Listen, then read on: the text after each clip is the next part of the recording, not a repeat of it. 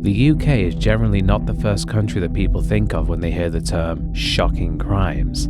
I mean, we don't have a lot of mass shootings here like they do in the US. We generally don't have lunatics who go around murdering people and filming it on their phones to upload to the internet like the Academy maniacs from Russia. And we don't have those brutal cartel videos like the ones that come out of Central and South America. That said, every once in a while, we do get crimes that really end up shocking the public. The type that really make us wonder, how could someone do something like that? And in this video, I'm going to be talking about 6 of those crimes. From children murdering other children to a full-on terror attack in the middle of a London street. Here are 6 of the most shocking crimes in British history.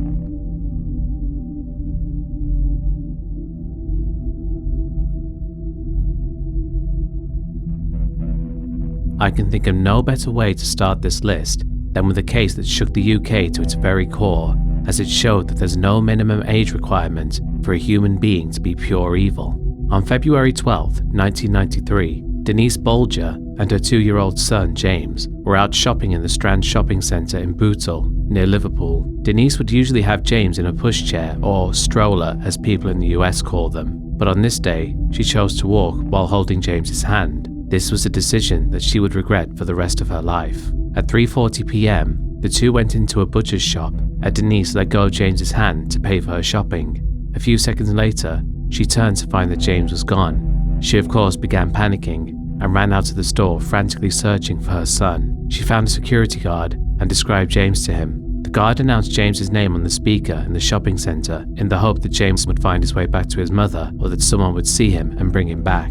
Unfortunately, there was no sign of him. James Bulger had vanished. His disappearance was quickly reported to the police. James Bulger had not simply walked off on his own, however.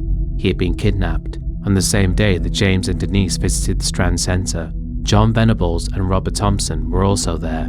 The two had been shoplifting in various stores in the shopping centre before they suddenly, for reasons that have gone unexplained to this day, decided that they wanted to abduct a child. They spent some time observing their surroundings, looking for potential victims, before they finally saw James and Denise Bulger enter the butcher's.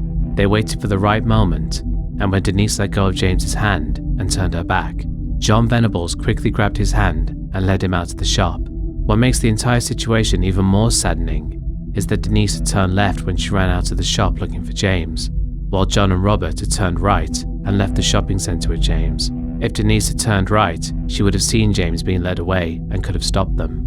John Venables and Robert Thompson led James Bulger to a nearby canal. The whole way there, James was crying out for his mother, but John and Robert simply ignored him. At least 35 witnesses saw the 3 of them, but unfortunately did nothing to stop them. When they reached the canal, the 2 picked him up and threw him to the ground, causing him to begin crying.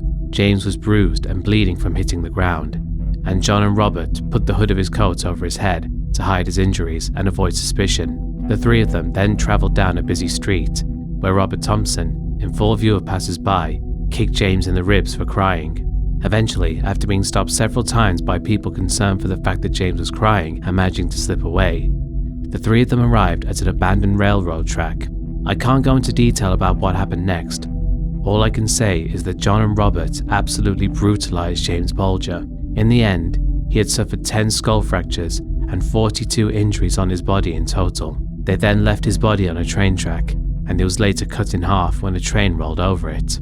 2 days later, James's body was found by children playing nearby, and reports stated that he was most likely already dead before the train had hit him. At first, James's own parents were considered to be suspects. However, the police would later review the CCTV footage and discover the shocking truth of who had kidnapped and murdered James Bulger. This image is one of the most infamous in British history. It shows James Bulger being led by the hand by an older boy, following behind another one seen in the centre of the image.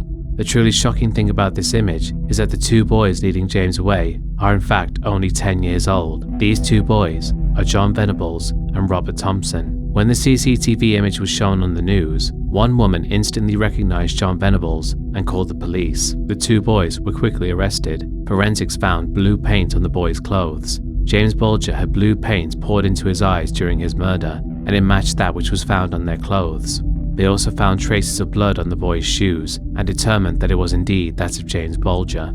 Following this, they were formally charged with James's murder. In a police interview, John Venables said, "I did kill him. What about his mom? Will you tell her I'm sorry? Robert Thompson attempted to deny his involvement, but eventually slipped up when he gave a detailed account of what Venables had been wearing on the day the two of them were seen with James Bulger. 9 months later, the boys' trial began. Outside the courthouse, people called for the blood of the boys. Kill the bastards. A life for a life, people yelled. Public disgust only intensified when witnesses and the media noted Thompson's cold, seemingly remorseless behavior at trial, especially in comparison to Venables' hysterical outbursts. Court-appointed psychiatrists determined that the two boys knew right from wrong and weren't sociopaths, but were nevertheless unable to uncover any concrete motives for James Bulger's murder. Both John Venables and Robert Thompson were convicted, making them the youngest to be convicted of murder in Britain in 250 years. Venables and Thompson were then sentenced to serve at Her Majesty's pleasure, which is standard protocol for juvenile offenders convicted of murder or manslaughter. This sentence has no maximum, but it does have a minimum to be determined on a case-by-case basis. In this case, the boys would only serve 8 years, at which time they would be 18. After that point, James Bulger's killers were to be assessed and, if they weren't deemed to be a danger to society, released. By all accounts, Venables and Thompson showed no violent behavior in prison, but instead served their time for James Bulger's murder quietly and without incident. In 2001, the then 18-year-old Thompson and Venables were released from prison. Upon their release, John Venables and Robert Thompson were given new identities and granted legal anonymity for life due to the public fury that surrounded their trial and the danger of citizens hunting them down to get revenge. In fact, a global injunction was passed that prohibited any information about the boys being shared at all. This includes whatever names they were going by, any descriptions of their appearance, and any images of them are actually illegal. To date, no significant attempts at vengeance have been made. James Bulger's mother, Denise, was able to locate Robert Thompson in 2004, but was, quote, paralyzed with hatred and could not confront him. To his credit, I suppose, Robert Thompson has been able to integrate properly into society and, as far as we know, has never had any run-ins with the law since being released. John Venables, however, is a different story. In 2010, he was imprisoned for downloading images depicting various kinds of abuse being inflicted upon male toddlers. He became eligible for parole in 2013, at which time Ralph Bulger, James's father, told the parole board that he couldn't forgive his son's killers and that Venables should not be released. Unfortunately, Venables was released, but in November 2017, he was again imprisoned when more child abuse images and a pedophile manual that provided instructions on having sex with children were discovered on his computer, and he was sentenced to 3 years and 4 months in prison. An interesting note about John Venables is that he has also given away his real identity numerous times, which meant the police have had to keep relocating him. He's also apparently been photographed with others. I say apparently because in the pictures I've seen, there's really no way to conclusively confirm that it's him. As you've noticed, I'm not showing any of said pictures. That's because I'd rather not be arrested. Yes, it's incredibly stupid that the law is continuing to protect a man who brutally murdered a 2-year-old boy when he was a child and then grew up to be a pedophile. It's clear he'll never receive the punishment he truly deserves, and James Bulger's parents have had to watch the man who murdered their son walk free several times. To this day, we still don't know why Robert Thompson and John Venables decided to murder a child, and we probably never will. But when they killed James Bulger, they proved that a person is never too young to be capable of committing an act of evil.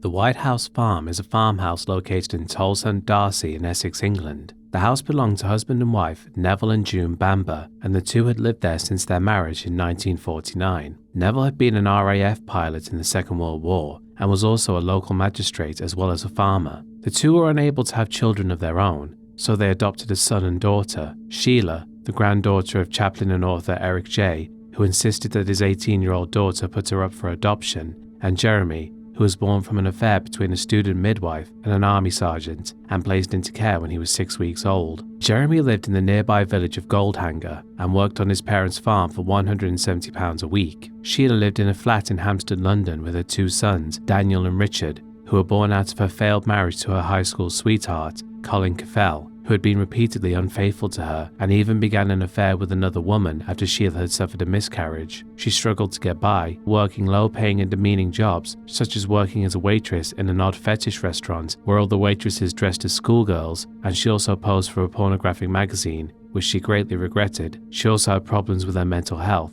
as she was schizophrenic. She was said to frequently clash with her very strict religious mother due to their very different views, and the two's relationship became increasingly strained as the years went on.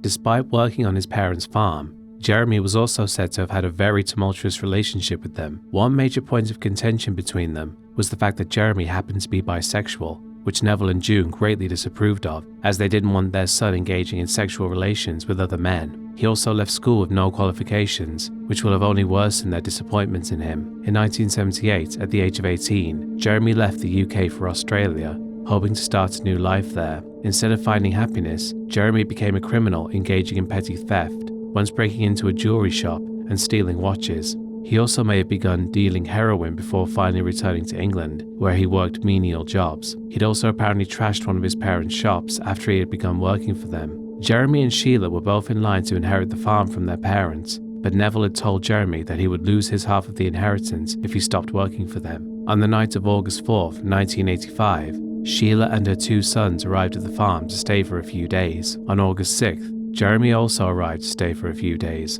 At 9:30 that evening, Jeremy was seen leaving the farm. The farm secretary, who happened to see him leaving, called Neville and told him that something seemed wrong and that Jeremy was in a foul mood, looking as if he had been in an argument. Sheila and June apparently both seemed normal at this time, so it puzzled the secretary why Jeremy seemed so angry. This, quote, normal atmosphere would only last for several hours, however, as White House Farm would soon be the scene of a massacre. Between 12 a.m. and 3 a.m., a struggle involving Neville Bamber broke out at the farmhouse. He was shot 8 times in the head, with evidence suggesting he was shot at point-blank range. The killer then shot June Bamber several times in the head. Sheila's sons, Daniel and Nicholas, were also shot as they slept, with Daniel having been shot 4 times in the head, and Nicholas being shot 3 times. The killer then carved, "I hate this place" in the bedroom cupboard. Sheila was then shot twice in the master bedroom, both shots being in her head. At 3:36 a.m, Chelmsford Police Station received a call about what had happened, with the caller saying that Sheila had gone berserk with a semi-automatic rifle before the line went dead. The man calling the police was Jeremy Bamber. The Armed Response Police Unit drove to the scene with Jeremy. They questioned him outside the property, and he said that he was on the phone to his father when he heard the sound of Neville being cut off. He revealed that he was the one who actually loaded the rifle, as he believed that he had heard rabbits outside and left it on the kitchen table with a box of ammunition next to it. The police waited until daylight to attempt to enter the house, as it was too risky to enter it in the dark with an armed gunman inside. The police entered around 7 a.m. and found the bodies, and counted that 25 rounds had been fired. Sheila was found lying on the floor with the rifle in her hands. Naturally, the police did indeed believe that Sheila had killed her family before doing you-know-what to herself. The police were so sure of it that they did not search the house for any more evidence and left after the bodies had been removed. Jeremy would later have the blood-stained carpets removed and burned. That said, the police later realized that the gun they found at the scene did not have a silencer. A rifle being fired would make far too much noise for the rest of the people in the house not to hear it. The silencer had been left at the Bambers' home, and it was later discovered when some of Jeremy's relatives came to visit him several days later. It had Sheila's blood on it, as well as one single grey hair, presumably belonging to Neville. They also found the sight from the gun, which had been removed with a screwdriver. They called the police, who then came to collect this evidence on August 12th. The police determined that the length of the gun with the silencer attached would have been too long for someone Sheila's height to have used on themselves. This led the police to believe that Sheila had in fact not been the killer. On August 16th, the family's funeral was held. Jeremy was photographed attending the proceedings, looking heartbroken during it. Some experts, however, looked at the photographs and believed that his body language was not genuine. In particular, they found that his facial expressions did not match those of someone genuinely going through grief. People who knew him also believed that he was just acting. Jeremy naturally inherited all of his parents' money after their death, and he almost immediately went on a spending spree, culminating in a holiday to Amsterdam, seeming completely unaffected by his family's death at this point. On September 7th of the same year, Jeremy's girlfriend, Julie Mumford, who had been photographed with him at the funeral, revealed to the police that Jeremy had actually planned and carried out the murders himself, and that he had previously talked about getting rid of them. And when his parents and sister were all under one roof, he decided it was, quote, tonight or never. She also said that he had phoned her on August 6th, saying he had been thinking about committing the murders all day. She also claimed that Jeremy had hired his friend, Matthew MacDonald, to kill the family. This statement had come right after the two of them had broken up. The next day, Jeremy and his friend Matthew MacDonald were arrested, though MacDonald actually had a solid alibi and was released. Jeremy insisted that Julie Mumford had lied due to their breakup, and he was released on bail. After this, he went on holiday to the south of France, but not before breaking into the family home to collect some papers for his trip. He claimed he did this due to accidentally leaving his keys at his home in London. After he returned from France on September 29th, he was immediately arrested and charged with all 5 murders. On November 28, 1986, Jeremy Bambo was convicted of 5 counts of murder. He was given a life sentence, and it was recommended that he serve at least 25 years, but this was later changed to a whole life order, meaning he will never be released from prison. He's appealed this sentence several times, but has been unsuccessful. There are many people who believe that Jeremy is innocent, and that it really was Sheila who murdered her family before doing the deed on herself. I'm not here to talk about conspiracy theories and all that. I'm just here to focus on the murders themselves. People really do seem to forget that an entire family was murdered in cold blood. The most tragic part of it, of course, is that 2 innocent 6-year-old boys were among the victims. If Jeremy really was the killer, then their lives will have been taken from them due to the greed of their very own adopted uncle. If Sheila was the killer, then she murdered her own children. Either way, there's no denying that this massacre is definitely one of the most gruesome and shocking crimes in British history.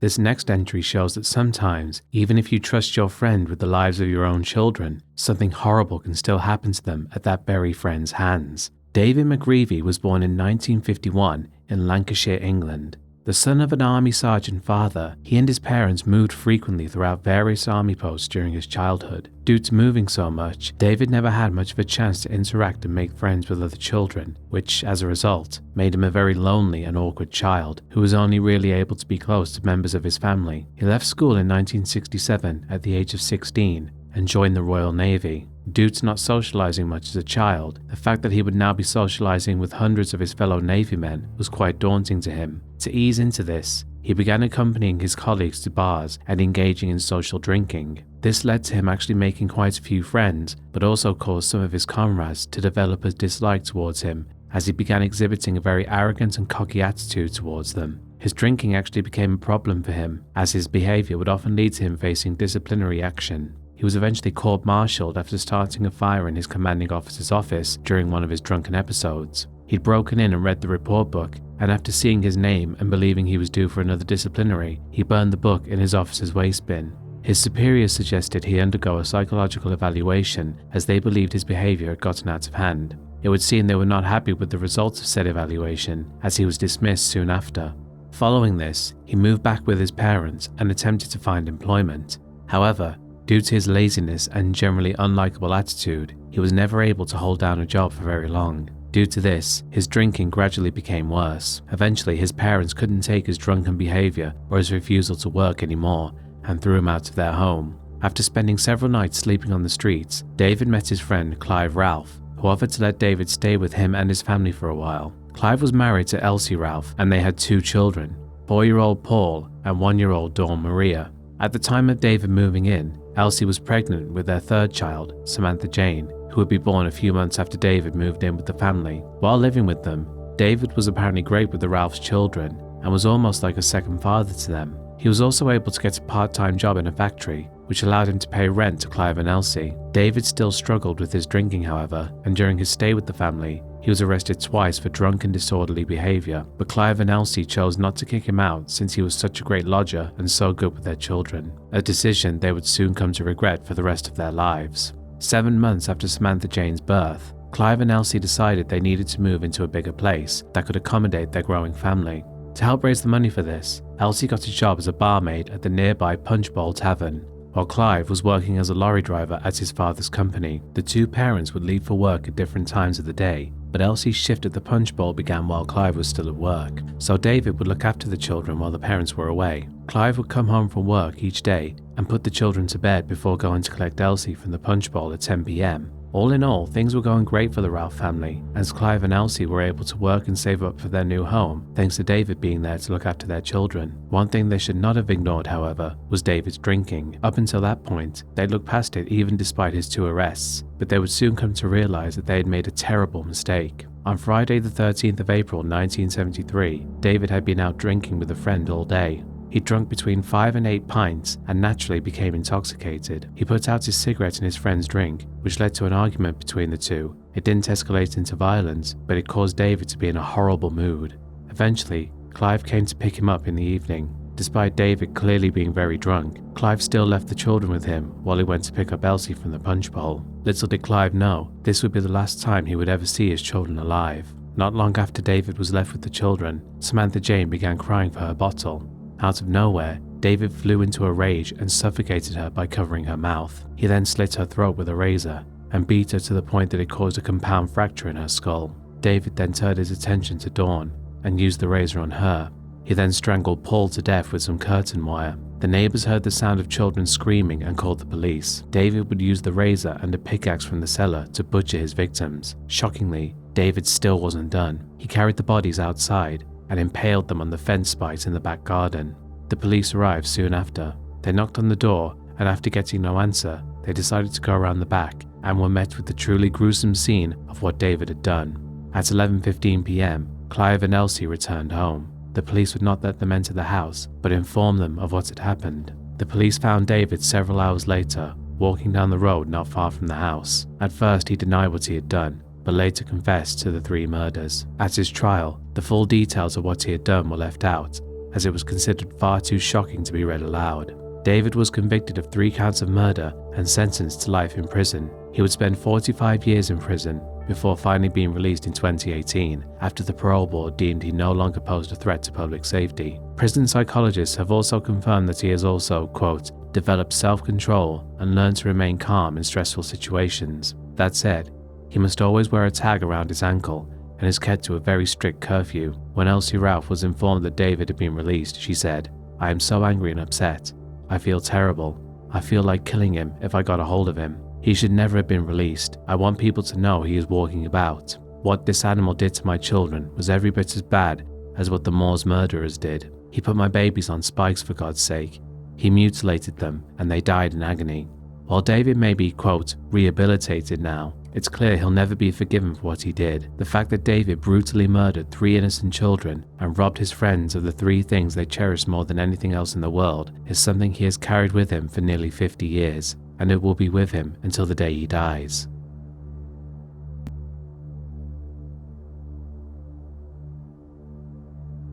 Rahan Ashad was a taxi driver living in Manchester, England. Born in Pakistan into an impoverished family, he and his family moved to the UK when he was a child. He would actually be sent back to Pakistan when he was a young adult to marry his arranged bride, Uzma, who was also his first cousin, and the two would move back to England immediately after. They apparently did not have a happy marriage, with Rahan claiming that his wife would sometimes hit him. That said, he also admits that he greatly disliked how much Uzma changed after coming to the UK, saying that she would wear more revealing and Western clothes, such as tight jeans and low-cut shirts. As Rahan and Uzma were both Muslim, he naturally saw this as disrespectful and going against their beliefs. If anything, it would seem Uzma wanted to rebel against her strict, old-fashioned husband, who believed she was throwing away her poor Pakistani roots to enjoy her life in the West, something he simply couldn't accept. The two both worked, with Rahan being a taxi driver and Uzma working in a beauty salon, and they did this while raising 3 children. Rahan's resentment towards his wife didn't just stop at her westernized dress style either. He believed she was actually having an affair.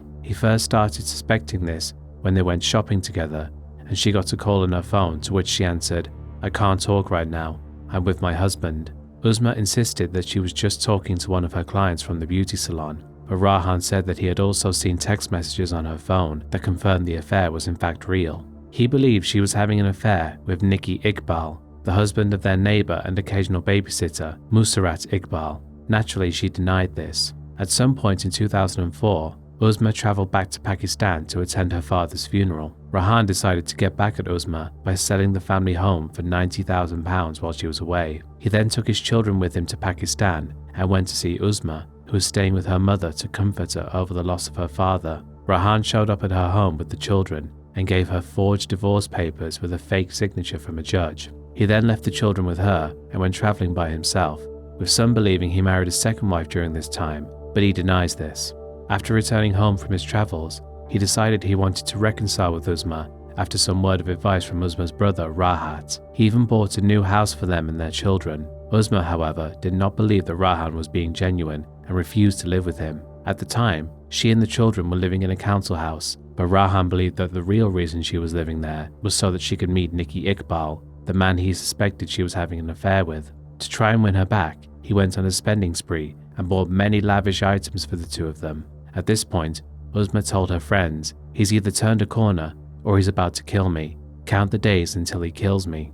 He bought her a BMW, computers for their children, and completely redecorated the house, all in an attempt to win her back. But at this point, Uzma was more scared than anything else. After all this, however, Rahan would learn that he was actually right about Uzma having an affair when he learned that Nikki had actually travelled with her to Pakistan for her father's funeral. The two had begun their affair in 2003 as she was unhappy with their marriage. Rahan learned of this after Uzma had actually agreed to give their marriage another go. This proved to be the breaking point for Rahan. On July 28, 2006, Rahan beat Uzma to death with a rounder's bat and covered her body with a towel. He then carried his 3 sleeping children downstairs and beat each of them to death with the same bat. Uzma had suffered 23 blows to the head. He then hid the bat in his garden, drove to Heathrow Airport and boarded a plane to Bangkok, Thailand, and then travelled to Phuket in the southern part of the country. 1 month later, Rahan and Uzma's neighbour called the police when they could smell a foul odour coming from the home. The police broke in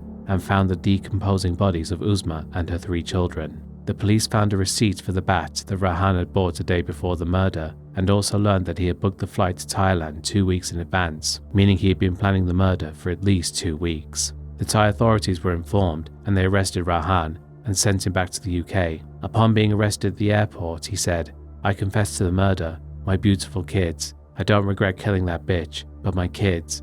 Killing my kids." He actually changed his statement later on, saying Uzma had actually beaten the children to death and he killed her in response. When asked about the murders, Detective Martin Bottomley, who was in charge of the investigation, said, "This is one of the most brutal and devastating murders I've ever dealt with. Many of us have children, which makes the brutality Rahan used to kill his own children even harder to comprehend. The only time he showed any remorse was when he got off the plane from Thailand." Uzma's mother and brothers were in the courtroom during Rahan's trial. Her brother Rahat could be heard cheering when the jury gave their verdict, finding Rahan guilty of 4 counts of murder. As the judge sentenced Rahan, they said, "You killed your entire family in circumstances of great brutality. You beat your wife to death in a bedroom and then coldly and deliberately, you brought your sleeping children downstairs to meet their deaths. There is no suggestion of mental illness on your part. Life imprisonment, in your case, means life." As you just heard, Rahan was given a whole life sentence, meaning he will never be released from prison. Rahan Ashad let his jealousy and rage overwhelm him when he found out about his wife's unfaithfulness and killed not only her, but his own children just to cover his tracks. Regardless of your views on adultery, there's no denying that Rahan is a cruel and heartless monster, and he'll remain in prison until the day he dies, where he belongs.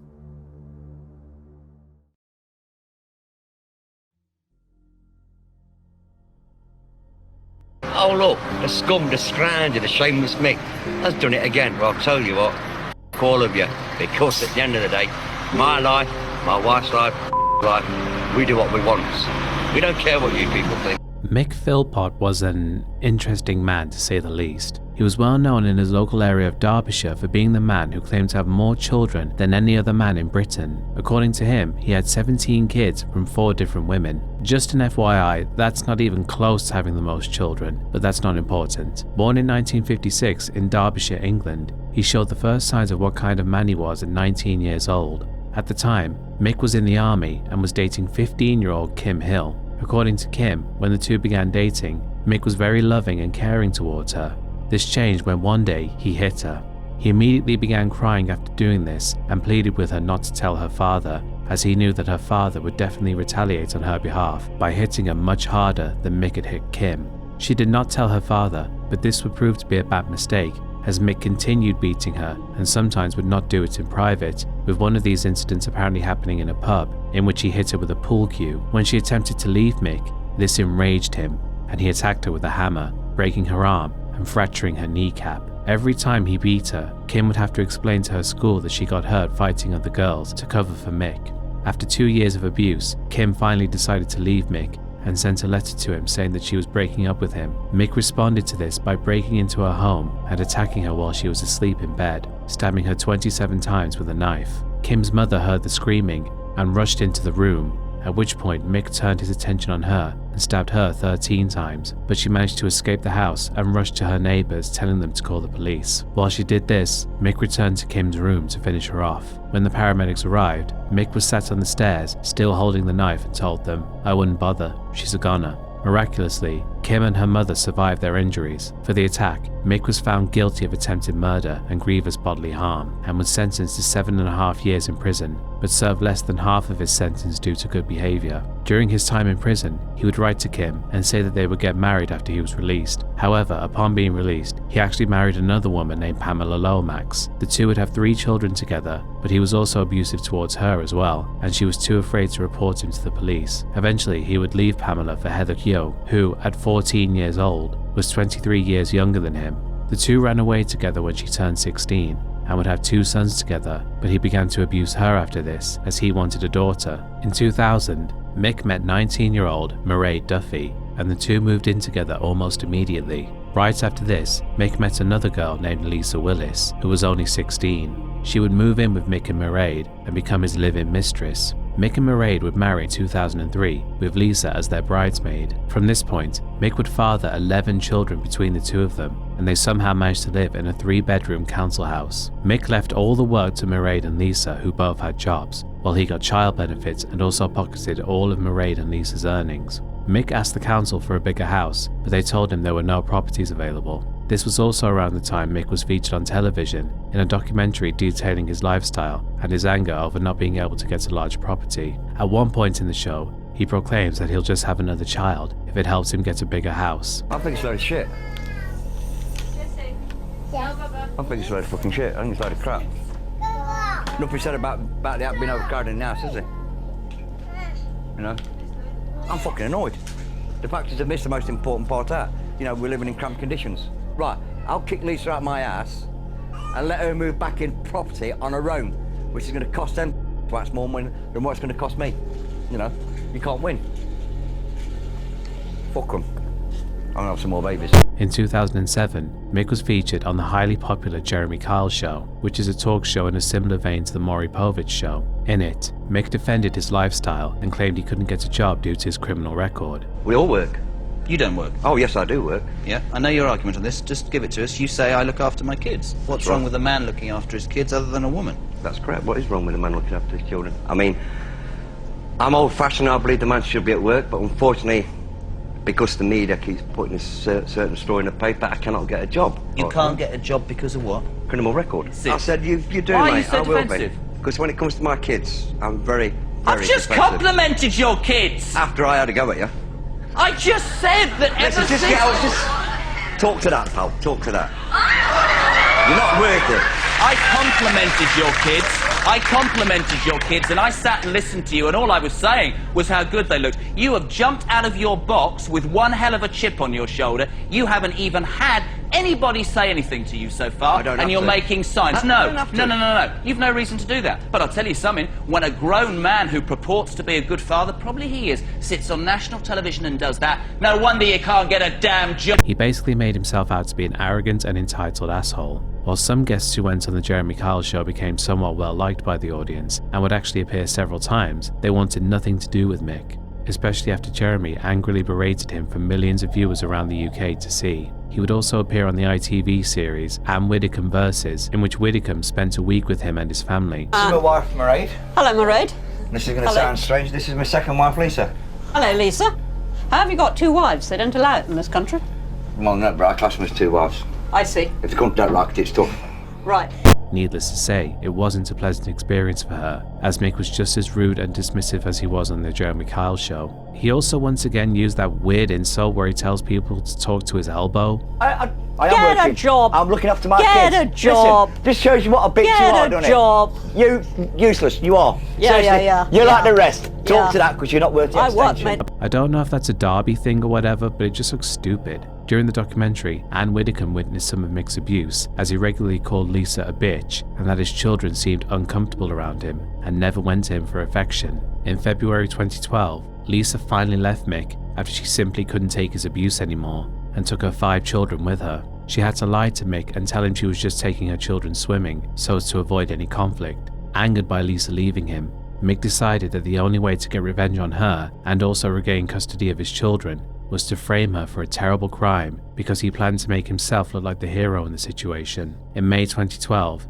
Mick, Mairead, and his friend Paul Mosley set out to plan to burn down his home and frame Lisa for arson. This would take place a day before a custody hearing for their children. On May 11th, Paul Mosley poured gas through the letterbox and lit the fire. The plan was for Mick to rush in and save his children from the fire. Unfortunately, this plan went horribly wrong. The fire spread very quickly and trapped the children in their bedroom upstairs. 5 of their children were killed in their sleep via smoke inhalation, with the 6th child, eldest son Dwayne, dying in hospital soon after. Firefighters said that the fire reached temperatures of up to 930 degrees Fahrenheit and that there was no way the children could have survived once the fire reached the upstairs. Lisa and her brother were arrested under suspicion of arson, but they were released just hours later when the police determined that they were not the culprits. Mick and Mairead called a press conference in which Mick broke down while talking about his children. First of all, I want to thank my 3 oldest children because they are helping us to cope with what's going on. And then there's a young lad called Daniel Stevenson who tried to get in the house the same as myself, Joe across the road, and the Butler brothers. And of course there's the poor firemen, the police, the ambulances, the doctors, the nurses, literally everybody who tried to help save our children. They couldn't. Let's excuse me a minute.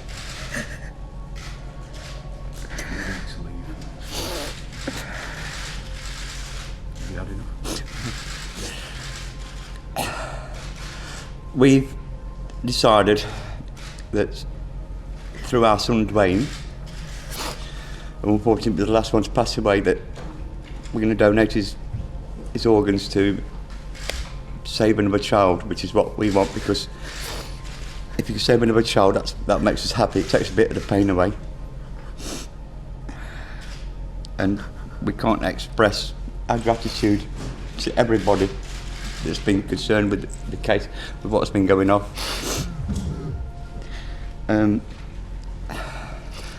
I've actually been down to our home, and what we saw, we just cannot believe it. We grew up in a community that's had a lot of problems with violence and God knows what else, and to see this community to come together like they have, it's just too overwhelming. We've had people from America, France, even the travelling community. It's just, we've been to see them, it's just overwhelming, isn't it?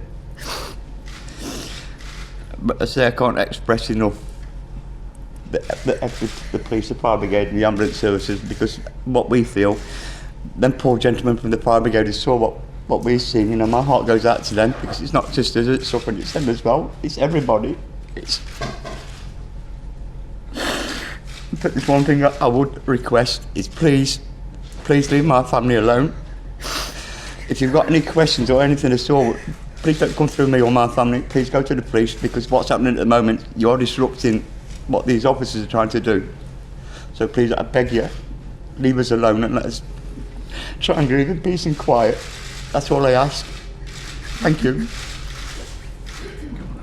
These tears were, however, just an act. Before going out in front of the press, Mick was seen flirting with a female police officer and even invited her back to his hotel room because, as we've established by now, Mick is one of the most opportunistic womanizers in history who never missed a chance to try and find another potential mother. The police actually suspected Mick and Mairead were the ones behind the fire due to various pieces of evidence, including a ladder at the back of the house near the children's bedroom window, clearly placed there for Nick to climb in and save them.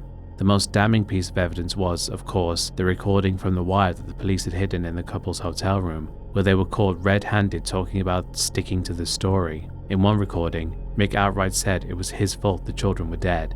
What did you say? Tell me what you said to him then. What did you say about how many times I went up ladders? I almost can't how many times I went up the ladders. What did you say about me trying to get in? You tried everything you could to get in. Like I said to him, I wanted to run through the flames up the stairs. Would you cry when you were saying it? How bad? Not really, really bad, but I did cry. That's hysterical. Both them. You and Lisa. It's my fault that half the family's gone. It's my fault we lost our children. It's my fault we lost the other 5 children. It's my fault we lost Lisa. I should have seen it all coming up. It is my fault.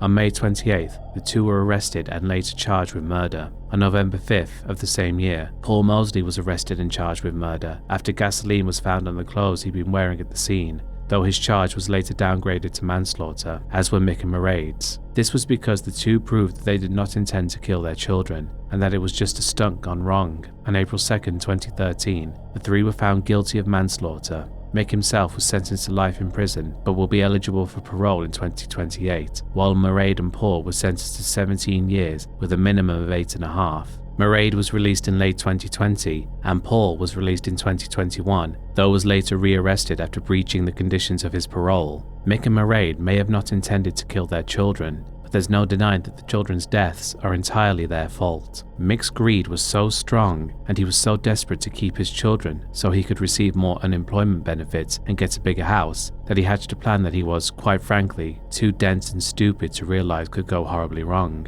After a lifetime of hurting and abusing women and killing his own children, he's now exactly where he belongs, and probably gets abuse from his fellow prisoners every day, and it's hard to deny that he deserves it. Mick Philpott is not just a monster, he's also an absolute idiot.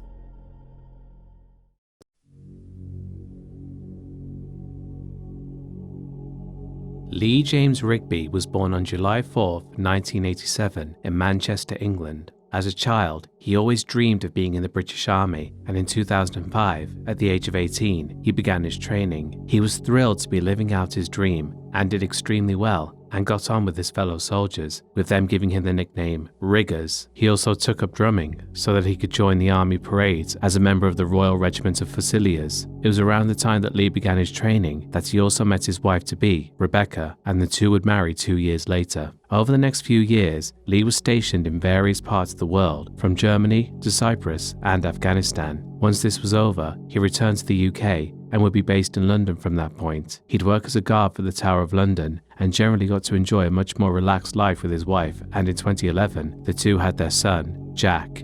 Around this time, Lee began working with the UK-based charity Help for Heroes, which provides support for soldiers returning from conflict with various psychological or physical damage, such as PTSD and severe injuries. As a soldier himself, Lee felt very strongly about helping his comrades, as not all of them had been as lucky as him and returned home unscathed. He was soon sent back to Afghanistan, where he actually began an affair with a military officer named Amy West. This would last the entire time they were in Afghanistan, and when Lee returned to the UK, he told his wife Rebecca that he wanted a divorce. In 2013, while Lee was in London and Amy was still stationed in Afghanistan, the two became engaged. On May 22nd of the same year, Lee was on his way to work at the army barracks in Woolwich, London. He got off the metro and made his way from the station to the barracks. As he was crossing the road, a car sped into him, and this was no accident. The driver of the car fully intended to hit Lee. As he lay on the ground, unable to move, the driver and the passenger of the car exited the vehicle and made their way towards Lee.